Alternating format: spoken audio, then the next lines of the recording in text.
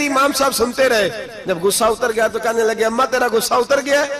اتر گیا ہے. کہنے لگے تیرا بیٹا بڑا نیک ہے, تیرا بیٹا بڑا لائق ہے, تو اسے پڑھنے دے. کہنے لگے چپ کر بے مولوی, یہ پڑھے گا تو میں روٹی کہاں سے کھاؤں گی.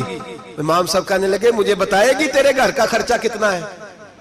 اس نے ایک لفظ تو ہے 3 دینار کا, ایک روایت ایسی بھی لکھی ہے بزرگوں نے, کہنے لگی 40 درہم ہے. اور اماں کہتی میں نے جان بوجھ کے زیادہ بتائے, حالانکہ میں کناک کا خرچہ کرتی تھی, لیکن جب کھلا ڈلا کرے تو وہ والا خرچہ بتایا. میں نے کہا 40 درہم خرچہ ہے, تو دے گا؟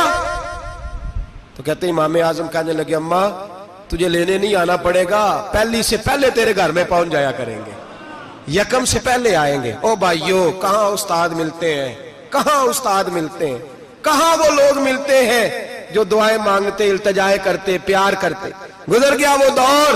اب تو سوٹ لینے کا دور ہے, مٹھائیاں لینے کا دور ہے, ہاتھ ڈلوانے کا دور آیا ہے. اب کون پوچھتا ہے؟ اب تو پوچھتے ہیں تو میرے لیے کیا لایا ہے. حضرت سیدنا امام اعظم ابو حنیفہ رحمت اللہ علیہ 1 دن نہیں, 2 دن نہیں, 4 دن نہیں, 5 مہینے نہیں, 20 سال تک, کہنا آسان, بولنا آسان, سننا آسان, 20 سال تک امام ابو مالک کے گھر میں خرچہ دیتے رہے, وہ پڑھتے رہے. اماں کہنے لگی تو میرے بیٹے کو لگا تو لیا ہے, تو پڑھ کے بنے گا کیا؟ حضرت امام اعظم فرمانے لگے بادشاہوں کے تخت پر بیٹھ کر بادشاہوں کے ساتھ کھانے کھایا کرے گا, ان کے ساتھ بیٹھ کے حلوہ کھائے گا, وقت آئے گا تو دیکھے گی. کہتے ہیں میرے امام انتقال کر گئے, وقت بیت گیا.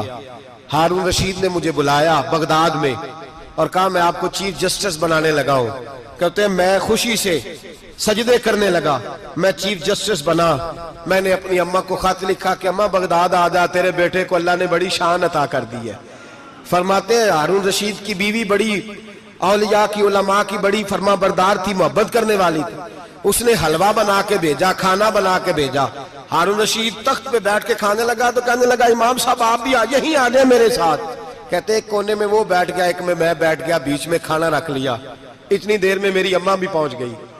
2 لقمے کھائے تھے کہ اماں آ گئی.